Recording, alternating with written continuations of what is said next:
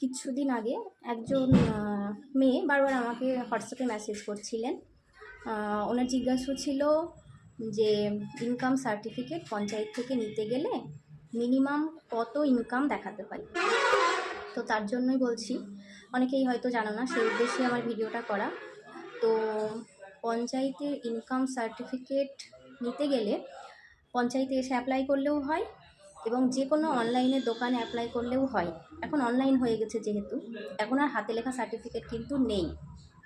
তো যেখান থেকে আপনারা অ্যাপ্লাই করুন না কেন, পঞ্চায়েতে এলে তো সেটা বুঝতেই পারেন, বোঝা যায়, কিন্তু বাইরে থেকে যখন অ্যাপ্লাই করেন হয়তো বুঝতে পারেন না যে কত দেবেন ইনকামটা। তো তারা মনে রাখবেন যে মান্থলি 10,000 টাকা ইনকাম কিন্তু দেখাতে হবে মিনিমাম, আর ম্যাক্সিমাম তো তার উপরে হতেই পারে, কোনো অসুবিধা নেই। তো ঠিক আছে, এটা মাথায় রাখবেন। আর এই ভিডিওগুলো বেশি বেশি করে শেয়ার করবেন যাতে প্রত্যেকটা মানুষ জানতে পারে, অনেকেই জানতে পারে না।